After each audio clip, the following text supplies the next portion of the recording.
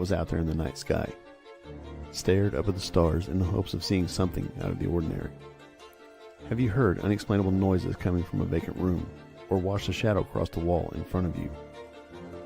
Have you asked yourself if there is life after this one, or if you had life before? What about strange creatures that are mythical and elusive? Have you experienced deja vu or felt a prompting to leave because you felt you were in danger? If you have, you were on the fringe.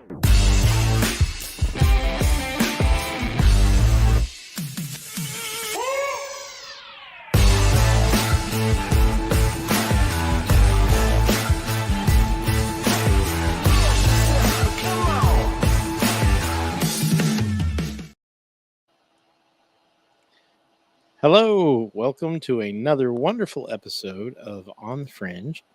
I'm Mark. I'm Pam. And our Enzo. special guest, Enzo. Yay! Woohoo!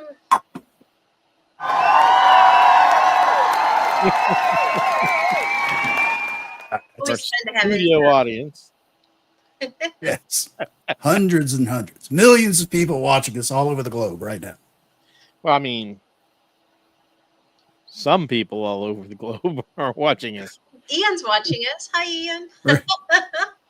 We're certainly on a watch list, I'm sure. I'm sure somebody is watching us, to see how much trouble we're going to be in later. We have ways of making you talk. Over our head. Yeah. Yep. All right. So, tonight we're going to finish up our little bit that we had left of our Out of Plates artifact show that we did a couple weeks ago, which got delayed because a certain someone might have injured herself quite badly. So we're not going to name names. But I know not what you talk about. the clutch gene is real. It is the fall season, and she took it literally. So yes. And so if anybody would like to donate rolls of bubble wrap, Yes. I'm not going to argue with that. That's we're just going to start wrapping her up in bubble wrap before she's allowed to leave the house. oh my goodness. Yeah. So how many times has it been that you've taken a spill and broke something in the last couple of years? It's like once a year now, isn't it? No, Every other year. maybe every other year. I broke my elbow a couple of years ago, Oh my goodness. and then I broke the tar out of my leg this time. So And doing the same thing, I think. yeah, tripped on a mat both Yeah, times. tripped on a rug. First time I went backwards and planted my hand and broke my elbow. And this time, I don't know what I did. Pirouette that did not work out. A lot of gravity right around Pam. Jeez. Pam has achieved the singularity. Ugh. So Yeah, I did a number on it. So, unfortunately, but I'm out of the hospital, doing well. yay. Yes. Did have We're surgery. very happy. So, yes. And we're also going to have a short wrap up for our Border Town Paracon 2025, where a good time was had. I'm not sure by I have all, to but remember. a time was had anyway. Time was had. Yes. A time was had. Overall, it went pretty well. It did. It was fun. We had a record number of people come through the door this year, which we were super thrilled with. And had some excellent presentations and a lot of return vendors and friends. And like Robert said, Robert Prevo, it's more of a family reunion with family you actually like than it is a convention. So I would agree with him on that. Yep. Yeah, I would say that's pretty accurate. Yep. A lot of these people, I wish I could see more than just once a year for our Paracon. And some of them we do. We've met some of them at Geneseo, and Yep. we've gone up there. We had We had a lot of people who we've seen at both places. Kansas really, even though they're small, has a lot of events that, are within an easy drive for us. Now, granted, Kansas is the size of some countries. So for what we consider a short drive, other people would consider odious. But Yeah. that's okay. Yeah. Well, we're getting Mark, you and your wife are coming to Arkansas Expo, and I'll be there too. Actually, we will be skipping Arkansas because bummer. the long drive. It's a we- trip. we That's why I was getting ready Decided to do something a little shorter that weekend, but It's quite. what is it? 10 hours or 5 hours each way? Oh no. It's like, I don't even know. I was thinking it was like three and a half. When is that, in case people are interested in going? It is let me look at the thing here. It's 25th? the 25th and 26th of October. And it's in Fort Smith, Arkansas, or not Fort Smith. I'm so sorry. Little Rock, Arkansas. Yeah, it should be good. It's Should be always good. good. This will be the third year that I've gone, and I really like it. I go with the Muck, with the other podcast, and we usually live stream from it. It's a lot of fun. There's some big names. I know Ken Gerhard. He's big in the cryptid world. He'll be there, as well as Lyle. I lost his name. Lyle Blackburn. He's also a big name in the cryptid world. He'll be there, and yeah, there's some fun people. Heather is hosting again, and she actually last year started. If you watch Josh Gates' Expedition X, she's I do. the new girl on there. Heather, that's her. She's super nice. Yeah, she's hosted every year. Her mom's the one that actually got the expo started, and then Heather's the one that kind of steps up and helps her out quite a bit. So it's worth That's going awesome. to. It's fun. You'll have to get me an autograph. Of Heather's? Yeah, I love that show. I'll ask her. Yeah, that'd be fun. See, she wasn't allowed to tell. We weren't allowed to tell anybody last year because it was when the show came out. And this year we could talk about it. So yay. Kind of cool. Genuine celebrity. Yeah. So Paracon went pretty good this year. Record turnout. Mm-hmm. It wasn't a lot more, but it was more. Yeah. It was enough to claim it was record because it was the most we've had. So yeah, it was most. We actually did quite a bit better on the public coming in this time. We did. Than we did a lot of other years, but it all evened out quite a bit. I'm looking forward to next year. I think it's going to be swell. We're going to have a lot more options for next year, so I'm excited to explore all that. Yeah, it'll be good. We did have, and our record turnout did not include the lovely people that were across the street. We did not count those. Yes. We just appreciate the fact that they caused more people apparently to be interested in what we were doing. And for next year, come in and check it out. The Streisand effect certainly goes like, what are all those people protesting over there? What's going on? Actually, that sounds kind of cool. I'm going to go check it out. Yep. Yeah, I've had several people who had it brought to their attention that are planning to come next year. They just didn't have enough notice. But yeah, so it was like I was telling Pam earlier, there is no bad publicity. There is the publicity that you pay for and free publicity. And, so you can't pay for that sort of thing. We have another reason to thank them too. While I was in the hospital, is when we found out that they were thinking about doing that. And it pissed me off enough that I spent my time in the hospital filing our 501c3 nonprofit organization paperwork, and our determination letter came in. We are official. Yes, We are. Excellent work, Pam. Good job. Thank you. Thank the protesters too. Yeah, they got us off our butts. They did. It's something we were wanting to do for a while, and unfortunately, I had a lot of spare time on my hands. So, fortunately or unfortunately, I think I about wore my phone out trying to keep up with all the text. I don't know how you text so fast. I didn't. God, I got a sentence and I've got like 5 new paragraphs. Yeah. I am certainly the hunt and peck one letter at a time kind of I guy. need that brrr thing. Yep. Thanks, Chris. Ian So- said we finally get to hear about the great Katy, Kansas. I'm not even going to try to pronounce that event. Yes, we're glad you got to tune into some of it, Ian. Unfortunately, not all of it, but some of it. Well, we just get to recycle it. You got a shout out from me during my presentation, Yay. as brief Yeah. as it was. Yeah. So, I mean, we did have a small catastrophe that ended the show a little bit early.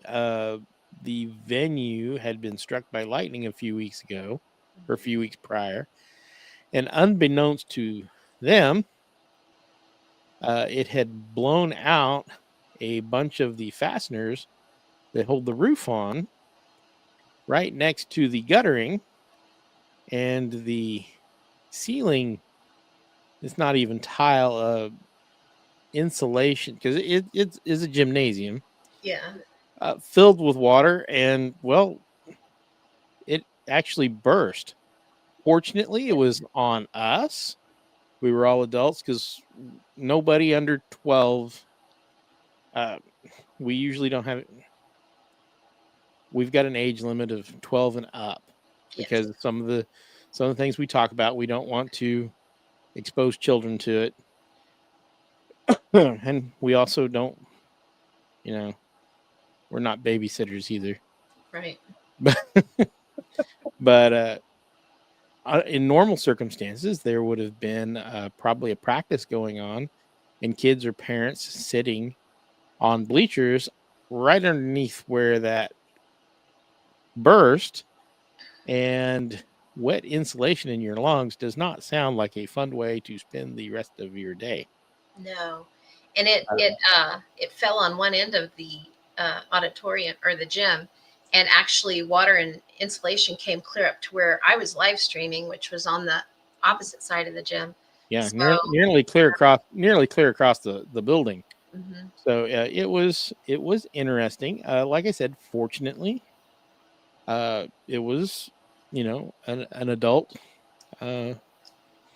centric event, Yeah. and there were no children to be harmed. And yeah, and what we do is we move those risers off to the side, and then we had put our raffles and things up in that area. So had there been a game or anything else going on, someone definitely would have gotten injured, because that's where people sit when things are going on. So Yeah, so we're thankful that it was We're during thankful our for that. event and not during anything else. Stuff can be replaced. We don't stuff can be replaced. People cannot. right. Right. People cannot. I prefer to think of it as the Border Town Paracon now has its own flood myth, like many other cultures across the world. That's true. That's true. That's a nice segue, because we're going to be talking about Hey, flood myths and stuff. So, But anyway, get on and go to Border Town Strange, and we've streamed most of the day. Yep. And there's a lot of interesting things going on. there's a whole Check it out. playlist set up. It's for free. the Paracon. So yeah. It's free, just like the Paracon. Our There's- stream is free. There's some interesting things that happened that day that we've talked a little bit about. I don't Yeah, know let's how much go. publicly we've talked about it, but right before the ceiling fell during Enzo's presentation, and right before it did, the big screen TV that we have setting to do the presentations on, which had performed beautifully all day, no hiccups, no anything, blinked out blinked back on, and then the deluge occurred. So that was really strange. So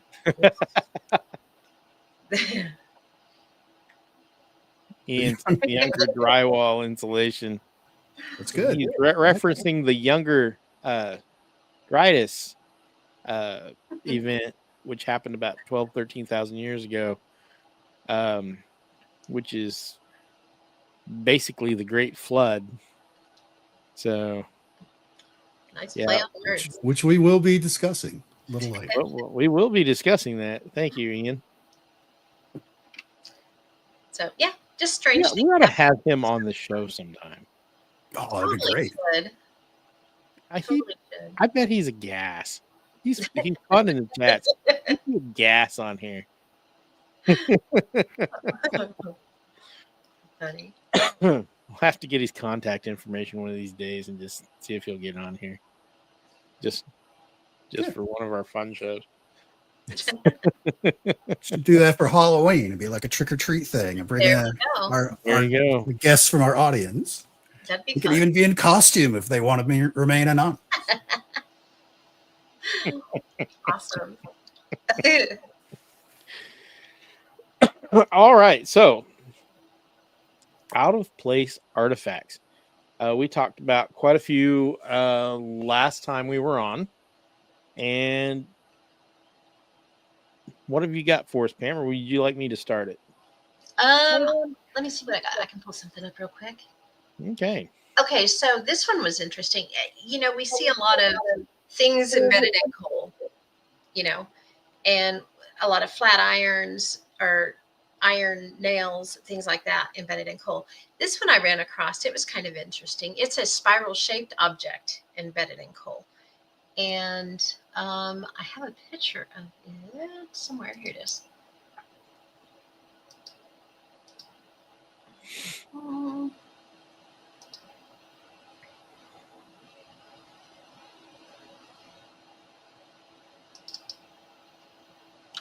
I am having major computer malfunctions today. Well, I mean, if we win a show without having some technical difficulty, Right? we'd be about 30 years younger. I'll tell you what, driving me nuts. Okay, so this was found embedded deep within a coal seam in southern Illinois, and it's, as you can see, it's a spiral-shaped object, and it was reportedly discovered in the early 20th century, and has since, you know, it really caused a lot of controversy when it was found. The surrounding coal bed is estimated to be over 300 million years old, and which, as you know, long predates any known man-made metal tools. The upper image, that shows what resembles to be like a metal auger bit or a drill bit that's very deep within the black shell. And you can tell it looks new. It doesn't look like it's, you know, been there very long. And then below it is the scale of excavation that reveals just how deep this thing was found, right? So if it is genuine, it would definitely defy any current understanding that we have of technological timelines. So I don't know. What do you guys think? I think it looks a little too good to be true. Yeah, it looks a little newer than I would expect, but I mean, we're going to talk about the Iron Pillar of Delphi, and Yeah.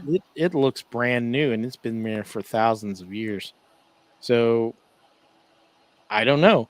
And, you know, and we talked about last time, there are these theories, and coal doesn't necessarily take billions of years or millions of years to form. Yeah.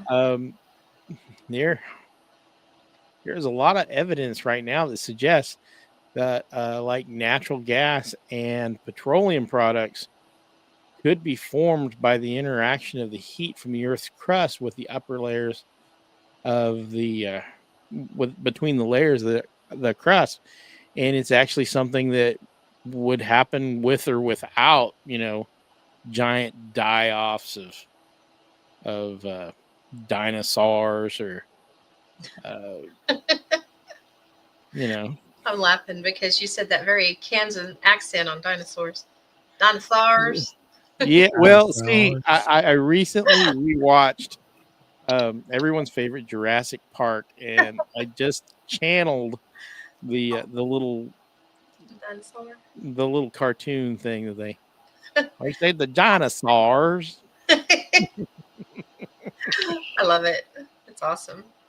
Yeah, Yeah, that's a good one to start us out with. Anyway, so we're talking about the iron pillar. yeah. I think I've got an image here, possibly. Sylvain's in the chat. Hi, Sylvain. Oh yeah. Let me see if I can find that picture of the. Oh, yeah. Ian is asking how deep that was found, Pam. Let me double check here.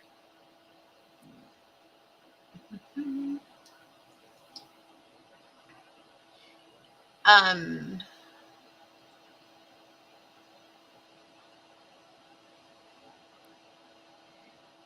oh my gosh, My is it not computer's saying? giving me I thought it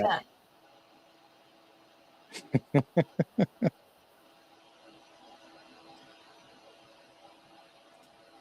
So it was found, I want to say it was found like, here, let me pull the picture back up because I'm really bad at measurements. So you can see, did it come up? It didn't come up, did it? No, it didn't. Hang on.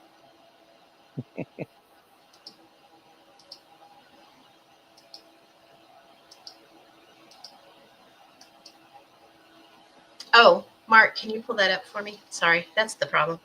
Okay, see where the guy's I've got it standing? right there. That's about how far down they found it. Come So, on. You It's not assume coming he's up. I don't know. 6 foot, so There 12, it is.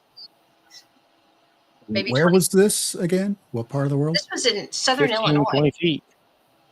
Yeah.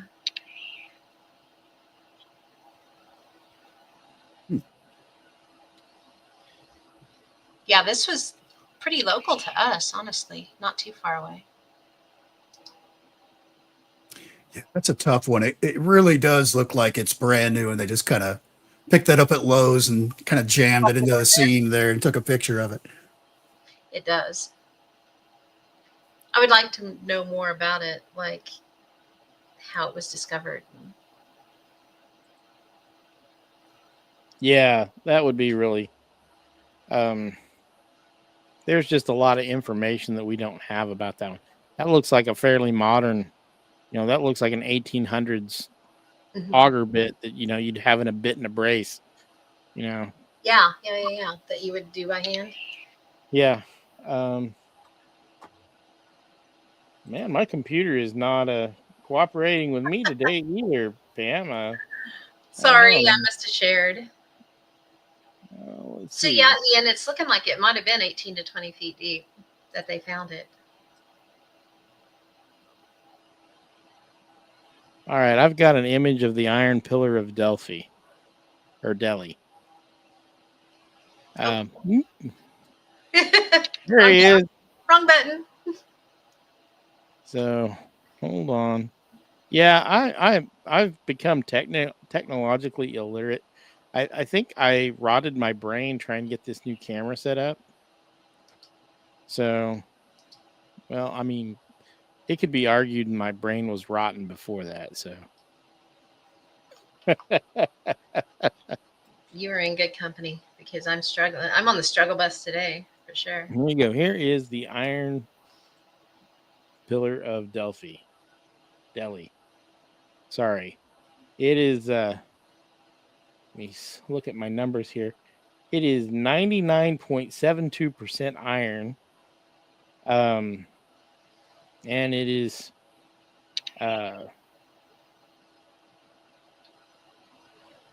it's 1,500 years old, but could be older. They know it's at least 1,500 years old, which would be 400 years ago before the largest known foundry of the world could have produced it. So 400 years before there was a foundry big enough to cast that big of a pillar. Now, modern wrought iron can be made with a purity of 99.8%, but it contains manganese and sulfur, which are absent in this pillar. Interesting. So it is. Now, is this where it was originally found, or was it moved to this location? I believe it has been there. The inscription from about 400 AD by King Chandragupta. I'm going to just not even try. I'm going to offend somebody with my butchering of their language. So because I can't pronounce anything either. 400 AD is when that inscription was, and so, but we don't know if the inscription is the same age as the pillar or not. Because people have a tendency, oh, this is cool, I'm going to claim it by putting my stuff on it. Yeah. Right. We see that a lot in Egyptian things where they've taken the original name off and somebody else has claimed credit for it, because that's just how things are done. We see politicians doing it today. So, I mean, it should not come as a surprise to anybody.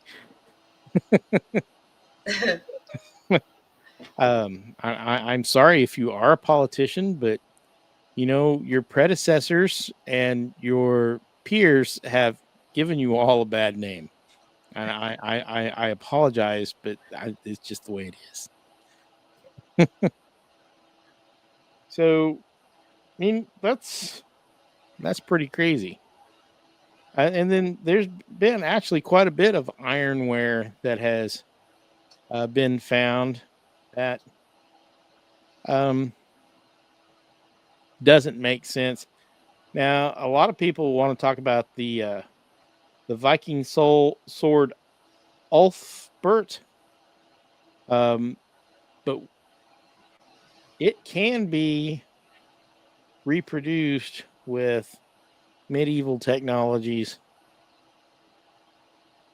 with techniques that weren't supposedly known then, but they found jersey knit in ancient Egyptian digs hundreds of years before jersey knit was ever supposed to have existed. So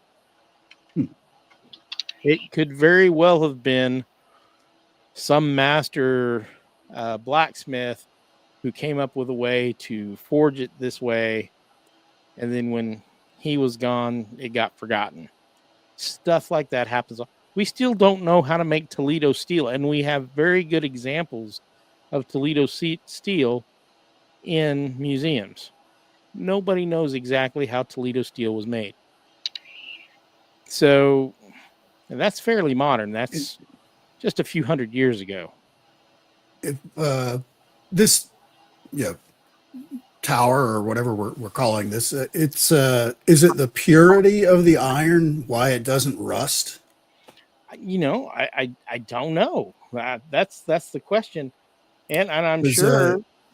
Even if it's only 1,400 years old, as I recall from all the articles about it, there's no form of oxidation on it anywhere. Just light surface oxidation, yeah. And it's not. Modern steel would have rotted away into nothing. Long gone, yeah. Modern iron. So maybe it was the pure. My information doesn't say what the other percentage of materials is in that. Is it nickel? Because I'm guessing it was a meteorite that they made this on it. No, it could have been. I mean, nickel and is one of the things we put in stainless steel to make it stainless. Although it's hardly stainless, it does rust. I've seen plenty of rusty stainless steel. It's just more rust resistant. Yeah, it takes a long time. It does take a long time, but I mean, I also was a bachelor and left stainless steel in the sink for much longer than it should have been, and had, Yeah. yeah. So I mean, I Surely not. you know, I was a bachelor. These are how things are done. But even like a cast iron pan that you may have had for generations, it'll still, you have to keep up with it. You have to Yeah. keep the seasoning on there so it doesn't rust and get carried away. Whereas this tower or pole or whatever we're calling it doesn't have any of that stuff. It's just been sitting out there for almost 1,500 years, and maybe somebody comes out and puts a little Scotch Brite on it every once in a while, maybe. Maybe. But that's doubtful. Yeah, and when you look at the filigree stuff at the top, it's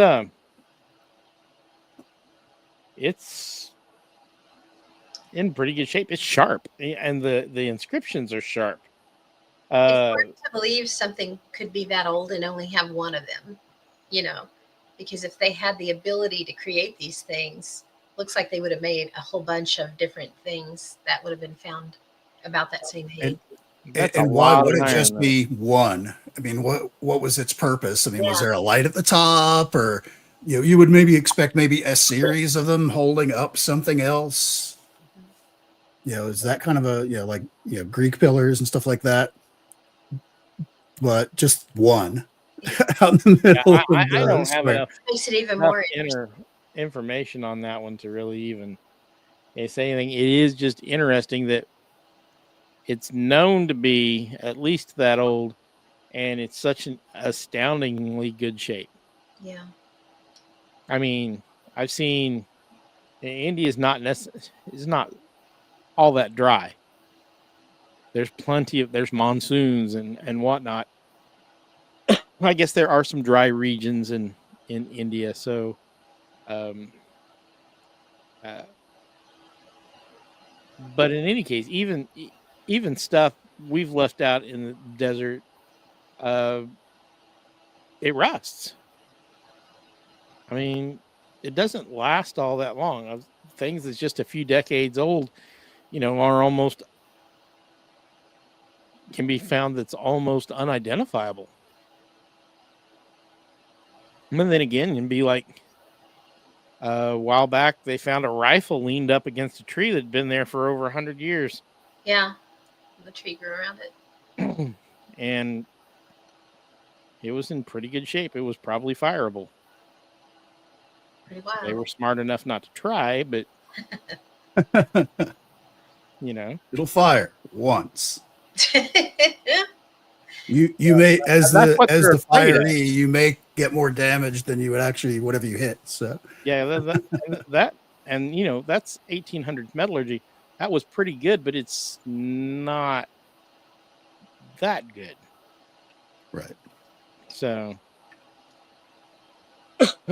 interesting. I have one that I think might be a fake. Do you guys want to see it? Oh yeah, let's look at a fake. I am pretty sure it's probably a fake, but it was in with the others, so I thought it would be a fun one to bring. Why is it making? Oh, I keep thinking, why is it not popping up? Because I'm not running StreamYard. That's why. This is the COSO spark plug. The COSO geode is what they call it. Now, this one was found in 1961. Wally Lane and Mike Mikesell and Virginia Maxey. These guys are co-owners of the LM&V Rockhounds Gym and Gift Shop in Olancha, California. They went into the Coso Mountains, which is like 6 miles northeast of Olancha, to look for unusual rocks for their shop. And they were up near the top of a 4,300-foot peak that overlooked the dry bed of Owens Lake, and they found this fossil-encrusted geode. So, they put it in their bag with all their other cool stuff to take back. And when they were back at the shop, Mike takes his diamond saw blade, which he cuts open geodes with, and he's just cutting through things. Well, he hits this particular geode, and it ruins his blade trying to get through it, number one. And when it comes up part, they realized that whatever is in it is not geode, it's something else. So they didn't know what to do with it. The middle of the geode, it had this metal core in it. It was about 0.08 inches or 2 millimeters in diameter. And it was enclosed in what appears to be a ceramic collar, as you can see here. So they took it to have it x-rayed, and the x-rays made them think, this is a spark plug, right? So they ended up in 1963, they displayed this for like 3 months at the Eastern California Museum in Independence. And Wally Lane apparently took possession of it at that time. And in 1969 was reportedly offering this thing for sale for $25,000.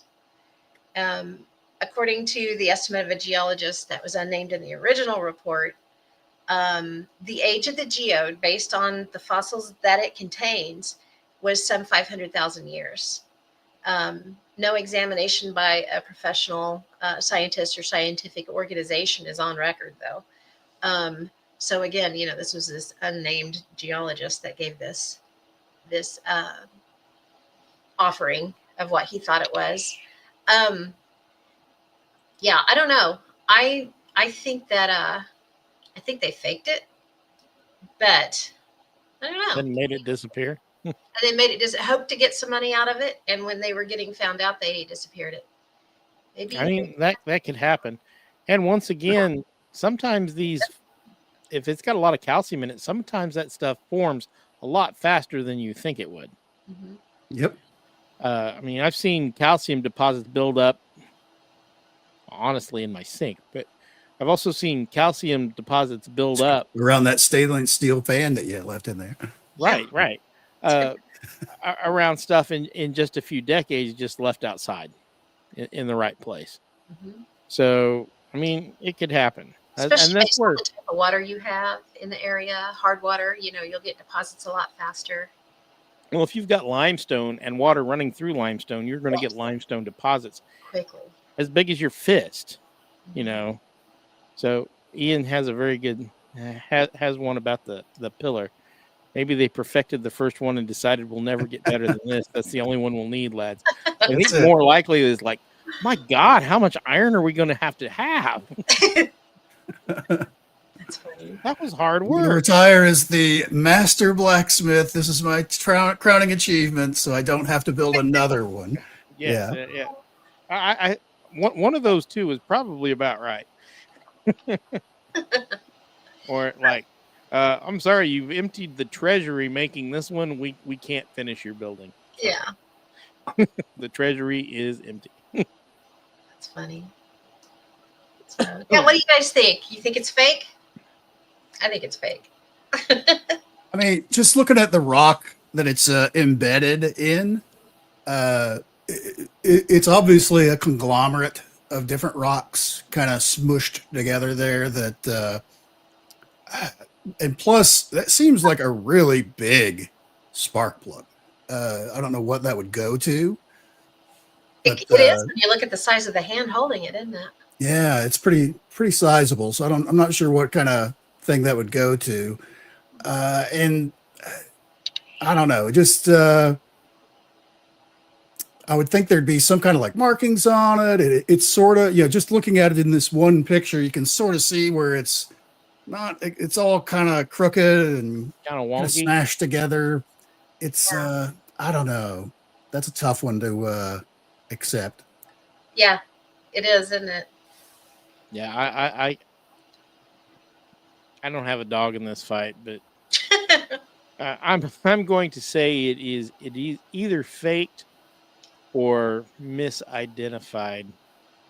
Something modern that's gotten this conglomerated rock to form around it, because it's got chunks in there. It looks almost like concrete, concretions. That's what they call them. Yes. Which can happen underwater. I mean, we've seen stuff that's just a few hundred years old. We bring up shipwreck stuff as just the minerals have created this, basically a fossil of it in just a couple hundred years. So, I mean, when was the first spark plugs out? I mean, early 1800s. I You know, don't that even could have know. been somebody's attempt to make a replacement or something, and it didn't work, and they tossed it, and this happened to it. You know, I don't know. It could go either way. It's interesting though.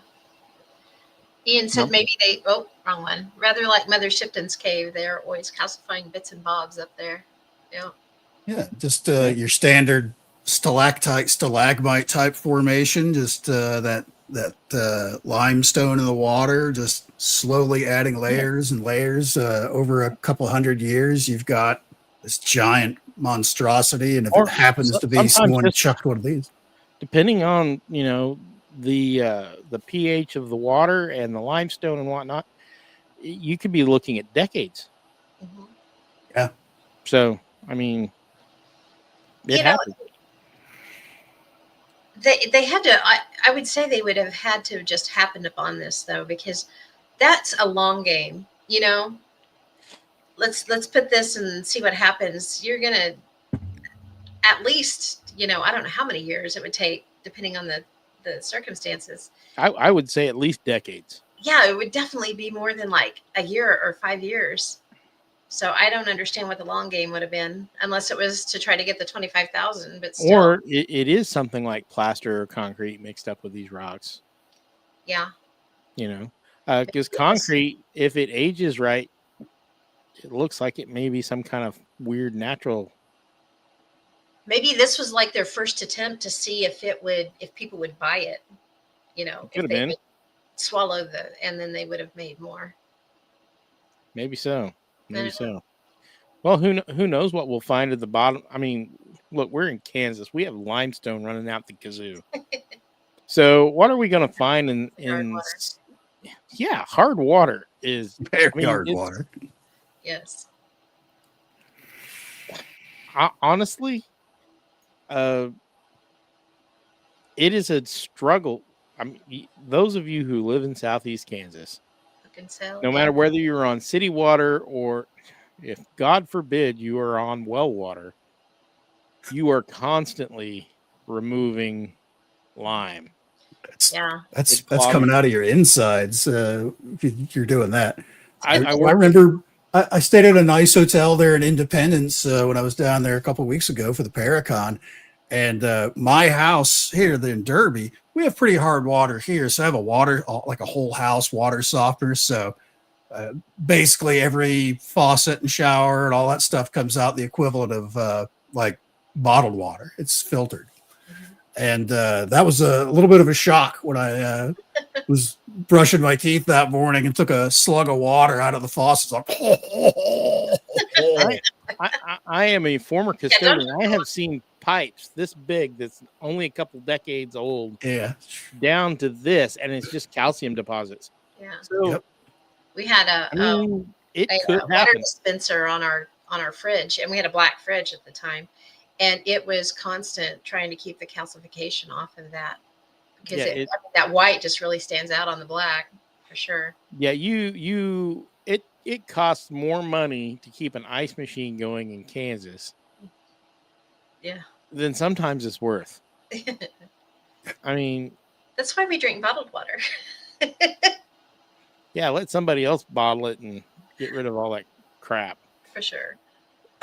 So, I mean, when you start throwing around hard water and lots of limestone, you could get something like that maybe in less than 10 years.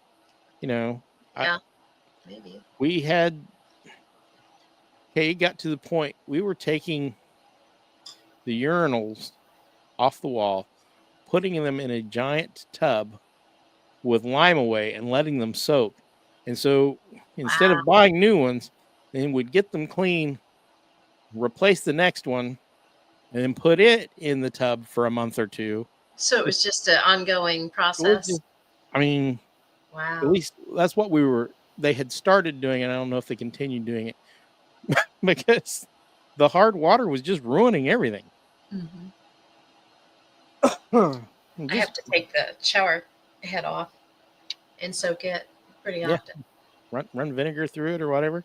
Mm-hmm. So Yeah, it could be real. It could be just a few decades old. It could have been somebody's experiment that failed. They got thrown away, and the lime got to it. Yeah. Or it could be fake. I don't think it's Um, probably 500,000 years old. Some kind of like generator or a pump or something like that they pulled that out of to fix it. That was like around a mine, and they just chucked it into the mine. And Maybe. Yeah, that's probably. Yeah. Or yeah. And back in the 1800s, they weren't these factory perfect things either. A lot of No, these things that's were true. made by the local blacksmith Very. out of locally sourced parts. I've seen some funky things in some of these antique vehicles. Yeah. It was like that didn't come out of no factory. Somebody made that at home because that's what they needed and they couldn't get it. Yeah. So I don't know. I mean, like I said, I could go either way on that. Fun story, but Whether it's fake or not, I think it's much more modern. Probably, yeah. I think it's much more. A lot of the things that we looked at last time, I could go either way on. like the London hammer. Yeah, because that looks like a concretion also. It does. And I'm sorry, Texas isn't that far away from Kansas, and they have a lot of limestone too. Yeah. They do. Yeah. I have seen what limestone can, and limestone can actually start turning wood into stone. I mean, that you can see that process start within a relatively short amount of time. So, I mean, it's one of those things. Is it or isn't it? I'm going to guess it's probably wishful thinking. I don't think it's fake. I think it happened naturally. That particular one, I think, is more wishful thinking. Yeah. Sounds So, good. Yeah. I mean, that's what you want to think. Right. Yeah, Julie said she doesn't drink tap water either, and neither does her kitty cat. I don't blame you. I drink Mountain Dew, so I'm really healthy. Mountain Dew. It's better than the lime water that we have around here. Oh my God, that stuff tastes nasty. I don't even I like just drinking it. bottled water to make tea with. Uh-oh, Enzo froze on us. Oh, His no. background's still going, though. That's interesting. Yes, that is interesting. Oh, I spoke too soon.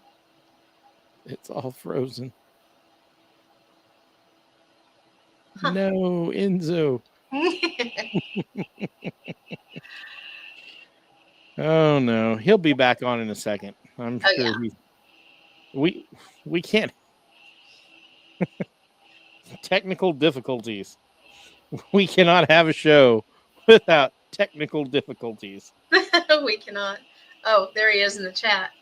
WTF, right? We don't know what happened, Enzo. It was weird because your background was still going.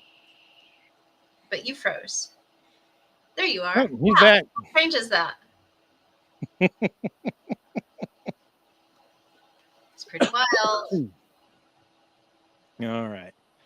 All right. We've talked. All right. Now can you hear?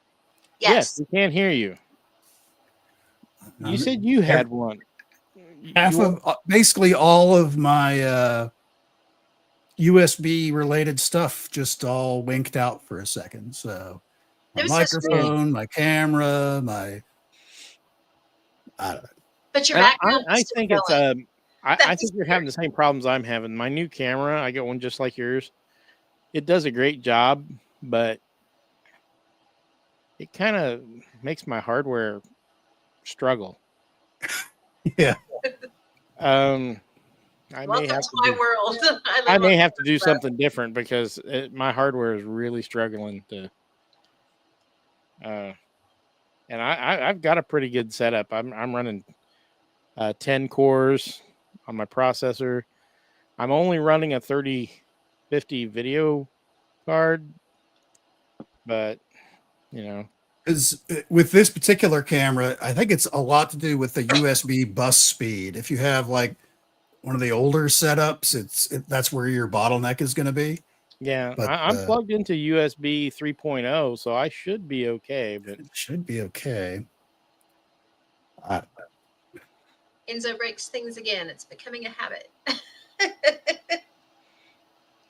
I understand, Julie. I do. I'm an addict. And I very rarely drink. Although, to be fair, I did have one about 45 minutes before my presentation a few weeks ago. So I was starting to get that afternoon drag. It's like, I'll buy myself a little soda.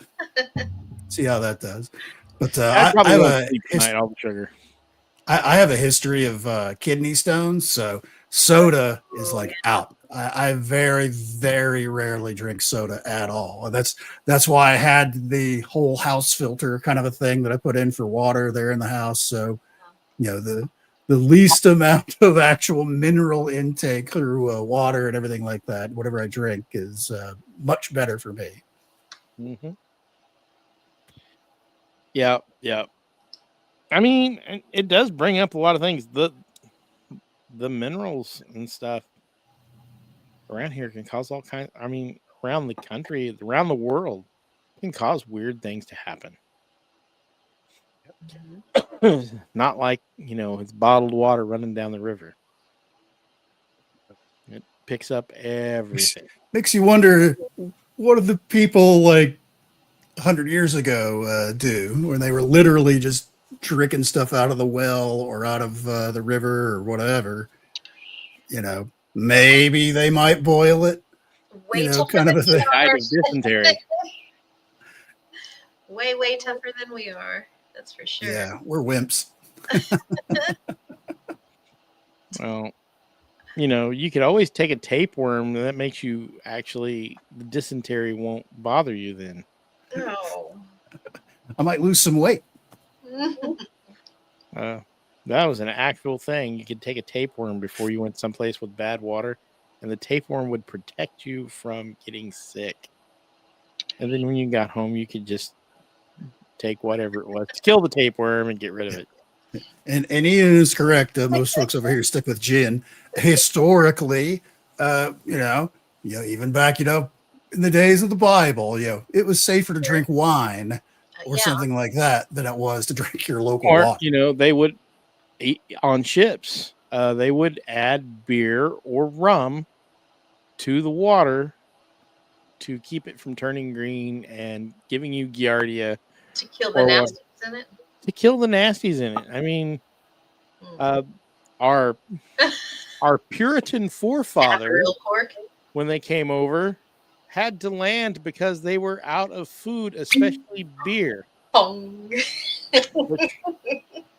For those of you who haven't drank real beer, it is full of all sorts of nutrients and is actually fairly good for you if you do not drink it to excess. Tastes like wet bread. Yeah, I mean, it's liquid bread. Wet bread. And it was originally, they believe it occurred by accident the first couple of times. Yeah, I know, right? Stick with gunners.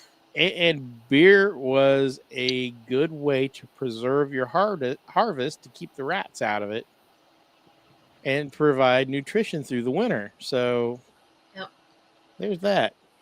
There's my little bit of trivia. I have ADD in the internet. It's a dangerous world for me. I mean, every time I bring up the computer, I have like a 99% chance of getting lost. Where's Mark? Oh, he's out on another internet adventure. Easy to do. Enzo, did you say that you had one? An out of place? Yeah, I got one. This is not exactly, spark plug or a hammer found in a rock kind of a thing. The out of place part of this is the frequency of it and the time frames involved. Let me do my see if I can remember how to share a screen here with this new setup.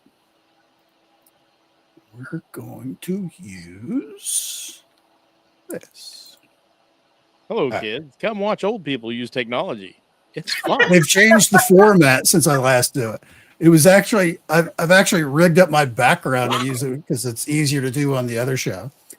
But back in August, Pam and a few of the rest of our paranormal group did a road trip to the Iola Public Library to hear geologist Rex Buchanan do a presentation on petroglyphs in this part of Kansas. He actually has a book, Petroglyphs of Kansas and Smoky Hills, that he did this presentation from. About an hour or so. It was amazing and interesting seeing the history of all of it, the rediscovery of some of these places that almost all of them are on private land, so a lot of people don't like people coming on their private land and messing with it. So we can see right here on the cover of the book, you can see where someone decided to etch in some stuff on there. A lot of the stuff during the presentation was in the 300 to 400 year old range. There are some that are much older, a couple thousand years old. Not many of those around this, the Smoky Hills area of Kansas. But while Mr. Buchanan was talking, he got to this part where he was talking about different symbols and what they meant and to the culture and things like that. And there was one specific one in the, this actually is a video, which I'll throw a link in the chat if anyone's interested. It's similar to the thing that we did and that we got to hear. So you would get a little something out of that if you like, if you're interested in that. But here, Mr. Buchanan's talking about this particular thing here. I don't know if you can see my I can see your cursor, yes. But this bold etched out symbol right here, he pointed out that basically that was their symbol for a lizard. This is according to him. And he even was showing a lot of these glyphs to other Native American tribes around the area. He specifically mentioned one in Oklahoma where he was showing them, this and this, and he said they just did not care about all of it. There was a lot of they're like, yeah, whatever, that's fine. Yeah, okay, I could probably see that. Yeah. But when he got to the lizard petroglyph, they sat up and took notice. They were like, oh, where did you find this? How old do you think it was? A million questions. Very, very interested in this one specific lizard petroglyph. He didn't really ask why, I guess, or at least he didn't explain it to us, why that specific one was such great interest in it. But the entire time he was doing this presentation, I'm looking at this symbol and I'm like, I've seen this somewhere before. I've seen outside. It in weavings. I've seen this someplace else in all the random nonsense from the internet, all of those rabbit holes, diving deep, 3 a.m, how the hell did I get here on this website kind of thing. And as it turns out,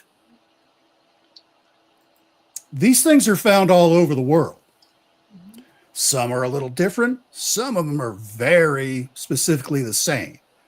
And there's a lot of these that are actually very old, 12,000 plus years old, some of them. So what would these things be associated with? What are these symbols? Because it's not just a lizard.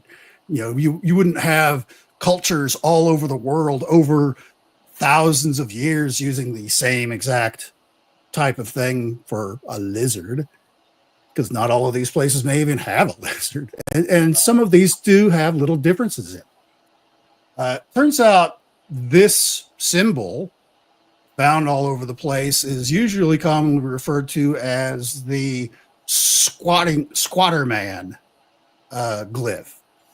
And one of the theories about why so many cultures have this same exact thing, because like we could even see like this one in Brazil, it's got this weird little spinny thing there. There's a lot of them usually associated with something held in reverence, something that, this was important. This was something that somebody was trying to recreate that they had seen, usually amongst like other animals, but some of the animals and stuff like that that are nearby they kind of look like the actual animal. Not like this, where very specific angles, a center line, an up or a down facing kind of bracket kind of a thing. Very strange. Well, some people did a little more research, and there's a specific high energy plasma experiments done in labs where if you introduce a magnetic field to a field of plasma, these are all like in sealed containers, so the plasma doesn't leak out over. But if you have a positive and a negative pole with this plasma in there, the more plasma you introduce, it'll start collecting around the poles just because they're charged particles. That's kind of what they do. Kind of like the aurora borealis, that kind of a, if you imagine it similar to that, not exactly, but similar.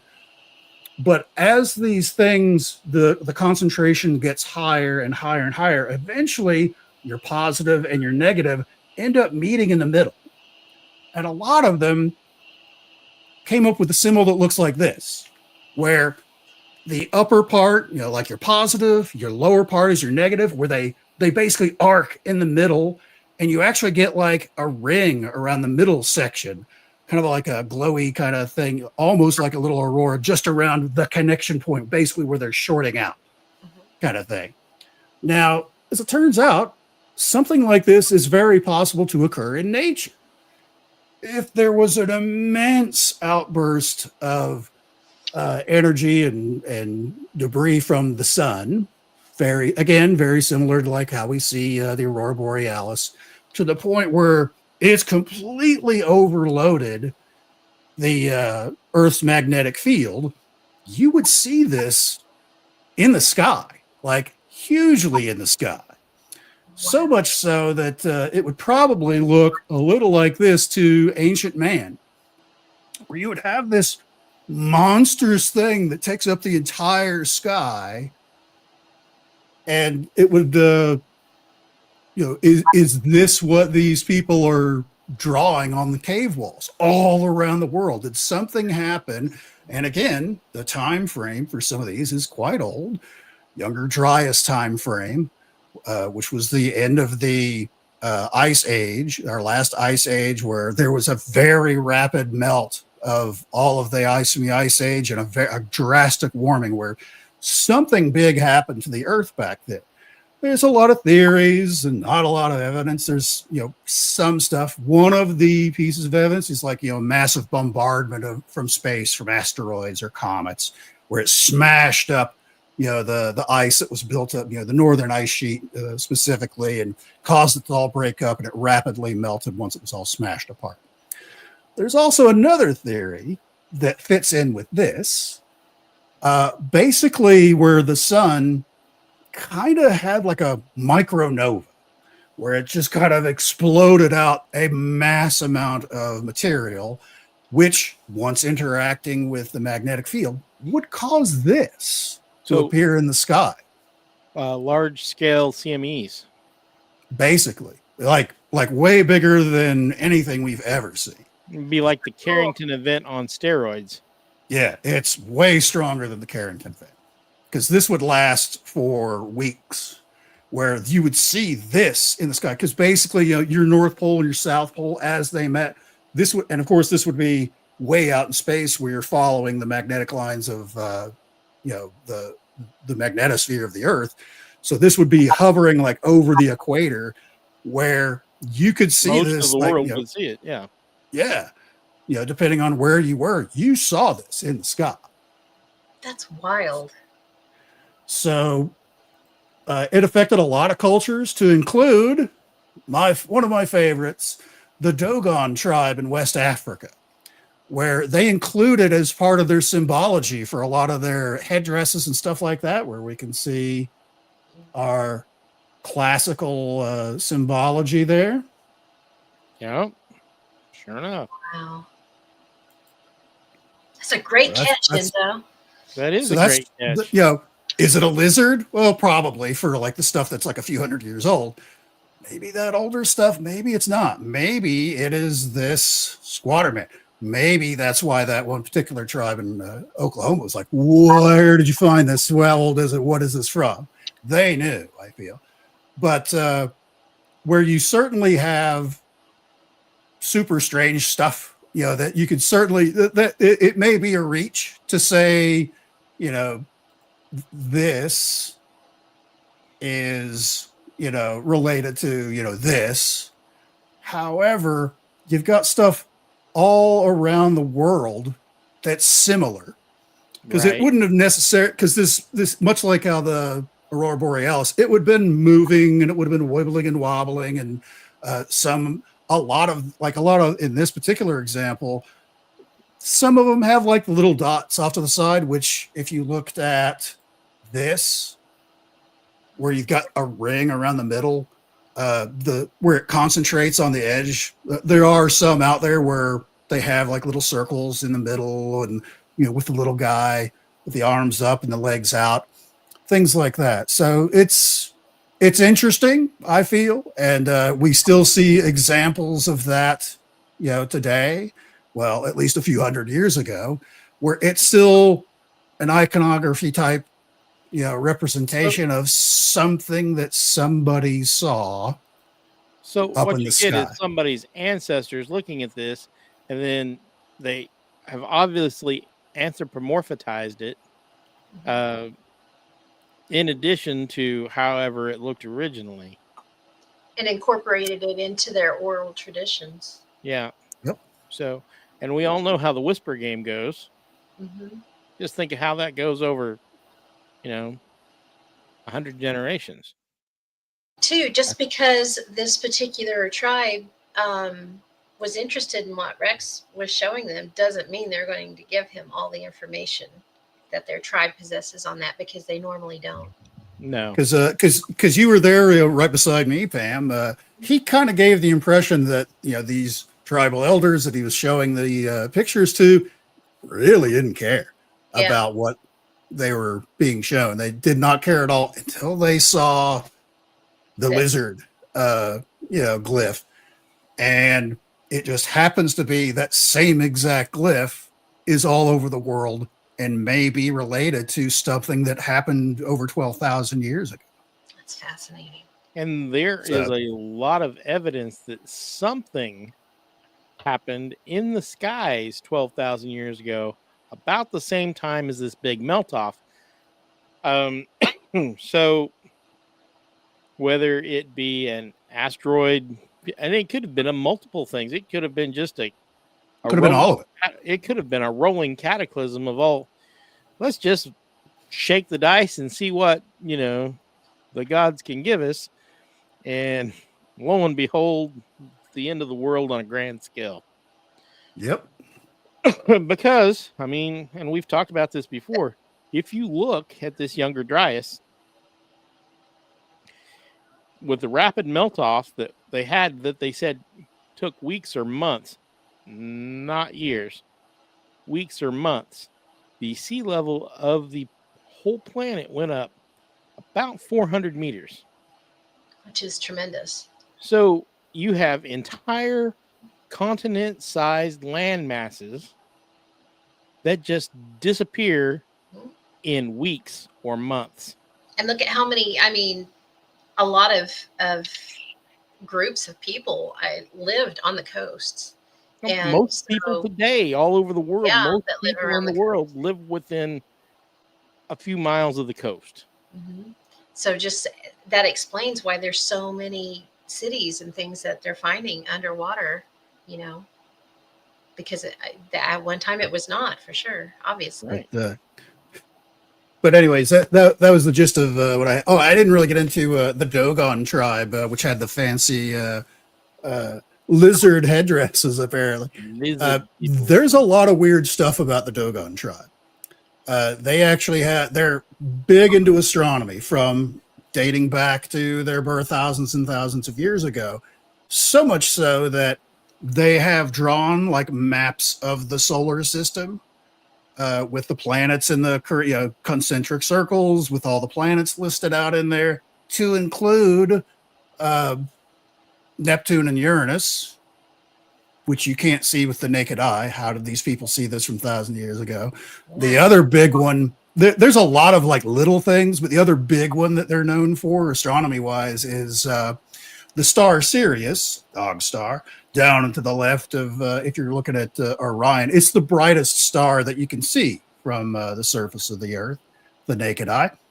So of course, it's popular in a lot of cultures throughout the years because it's the biggest one, it's the brightest one, so it stands out. Fun. It's actually a binary system. There's a smaller star that orbits it about every 50 years. The Dogon tribe, their maps show that star. It wasn't discovered until like the 50s by astronomers. Interesting. So they have some either super connected knowledge from a long time ago, or they had telescopes. Yeah. I don't know. And that could be because, I mean, what would happen to our civilization if all the coastal cities disappeared in weeks or months?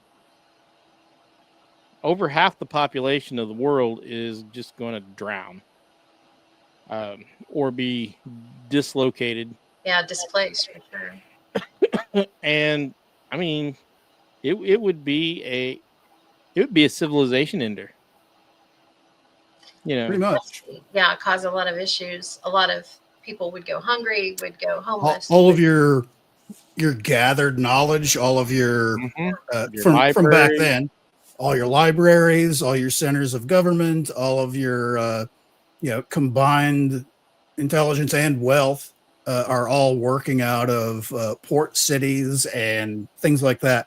Whereas you go a few hundred miles inland, it's more of a subsistence living, rural type conditions. Those are your farms and stuff like that. Even today. So, but even if the coastal area, goes underwater, that water is going to go up the tributaries and the rivers and everything else. So that's going to expand out, and there'll be even more of a loss of land, no matter how far inland you are. And this is why I believe that at least some of these out of place artifacts are in reference to a civilization that may have been here before. They may not have been advanced as we are, but what would happen to our civilization in 12,000 years? You wouldn't be able to find much of any of it. Yeah. It would just cease to exist. It would just cease to exist. Nature would destroy it, and you wouldn't be able to find it. Human beings have existed. People that we would recognize as people have existed for 200,000 to 300,000 years. We only have records of maybe the last 10,000 years, and they're spotty as hell. Yeah, for sure. So most of human history, and I guarantee you there were civilizations that rose and fell that we will never, ever hear of. Absolutely. And it's just all gone. Mm-hmm. Except maybe we're catching a glimpse here and there with the little ceramic doll that was found. Wow. And stuff like that. Doll or whatever it was called. I can't remember the name of it. It doesn't have to be this technology that we have here, the space shuttle cockpit behind me. It doesn't have to be that to be an advanced civilization. An advanced civilization would be one that has law, that has a written language, that has culture, that builds. So when we're talking advanced civilization, we're not talking astronauts in space, although, I mean, it could have happened. It absolutely could have. I mean, that's a long time period. And, ice ages are really good at grinding away any sign of anything that they cover. And we've had several in that 1,000 year time period. So I feel like it would be the height of arrogance to suggest that the Western civilization, starting back in the Middle East, and Eastern civilizations, they're what started it all. Maybe they're just the remains of what was there before. Could be. Ian's got a couple of good ones in the chat. He said, I'm totally down with this, although we shouldn't forget the lizards are Illuminati theory. Could be. Lizards in the sky. And he said, Gobekli Tepe is pushing that back, and goodness knows what's hidden beneath the Sahara Desert. Oh, yeah. Gobekli Tepe. Have you been following what's been going on with Gobekli Tepe the last They found some more stuff. Yeah. Actually, they've been trying to hide stuff. Where they've been planting trees on top of potential dig sites so that the roots go down and ruin stuff. Then they remove the stuff and they get pressured by the international community. It's like, hey, when are you going to start, digging, doing more research? Or like, we think we're going to wait like about 100 years till like technology improves and we've learned more about what? No, they don't what? want you not. What do they know that we don't? Grant money. I'm telling you, it's grant money. People are pressuring them to stop because if they find out their pet theory is bogus, they lose all their grant money. Follow the money trail. And that's what you're going to find. I mean, there is a bizarre theory out there, which I don't necessarily subscribe to. It's just super weird, but when you consider this, it's like, oh shit, this kind of fits. Basically, because of where it's located in Turkey, not that far away from where supposedly, Noah's Ark landed in Mount Ararat. It's a distance away, but it's not that far. But some of what they've been seeing proves that story is true.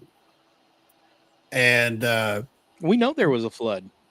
Being a mostly Muslim country, why advertise that Christianity got something right?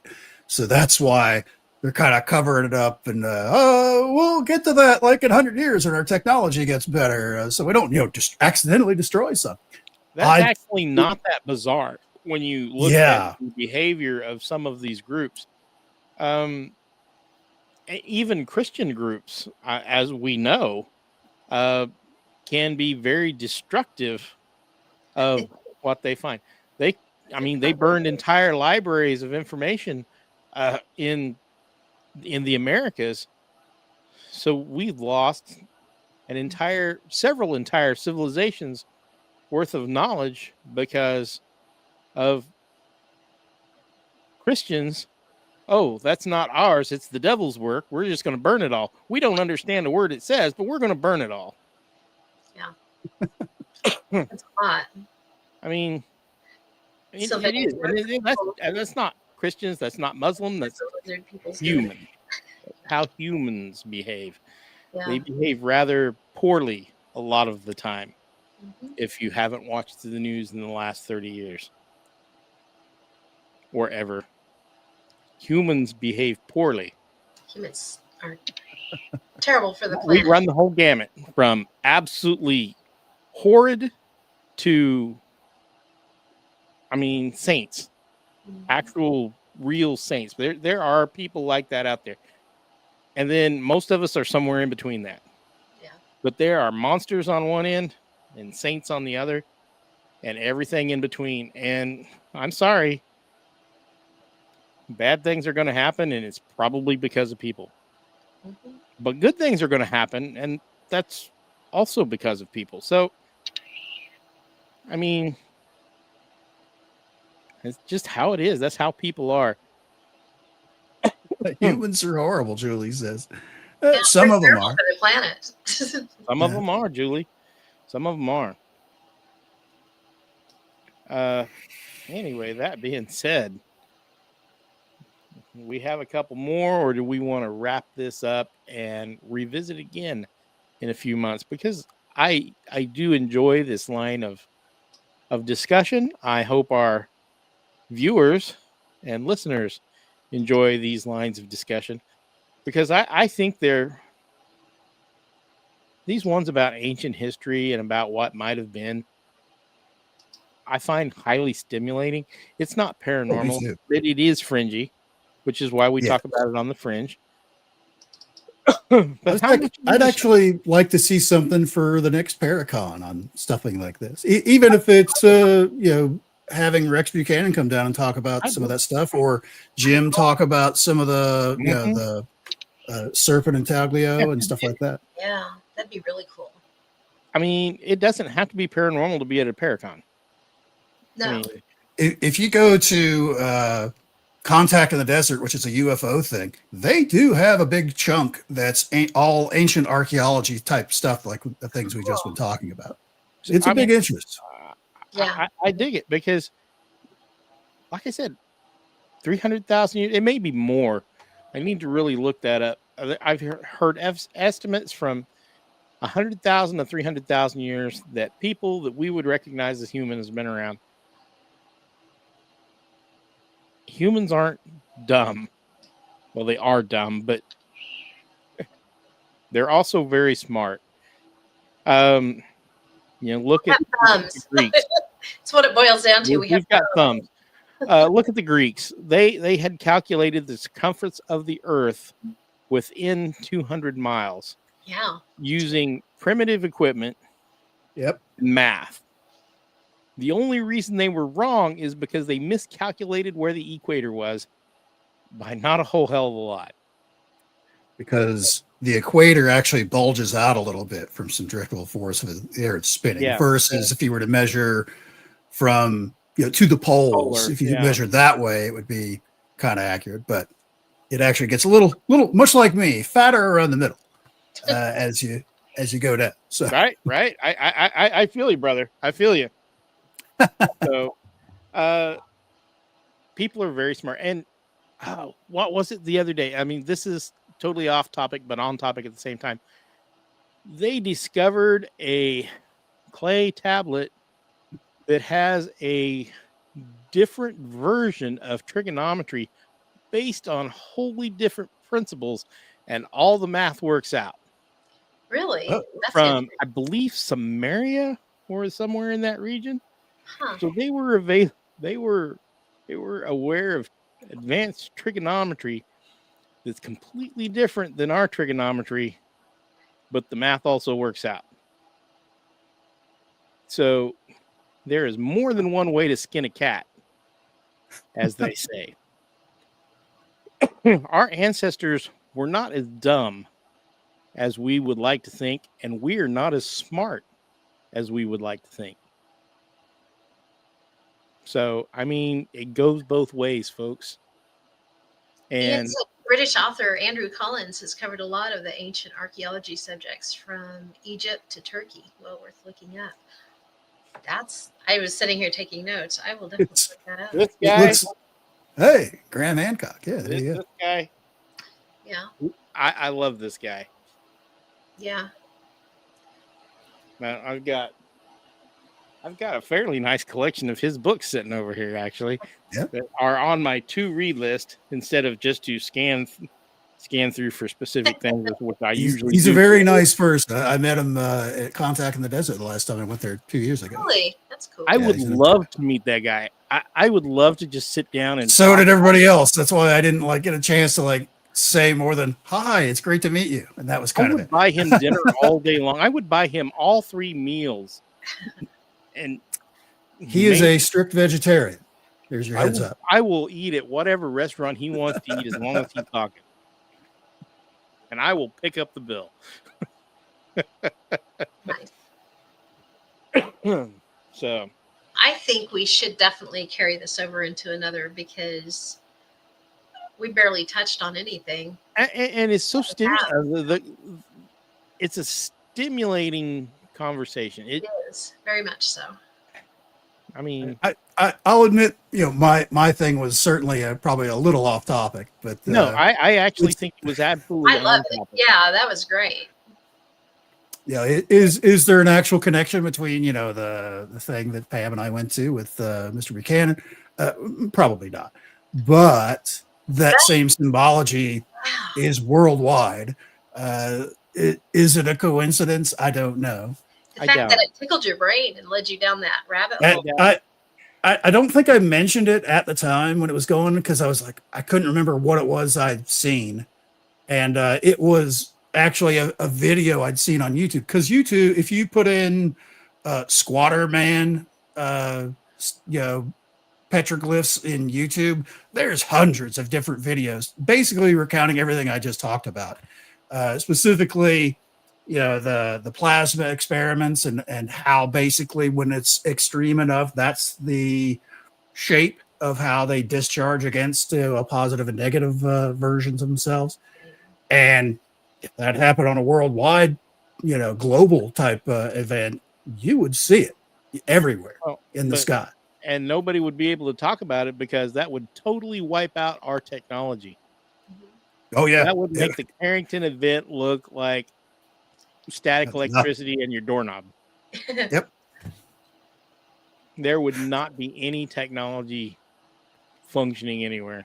I don't even think hardened technology would survive that. Yeah, that's a tough one. Because that level of stuff, that's going down to like the core of the planet.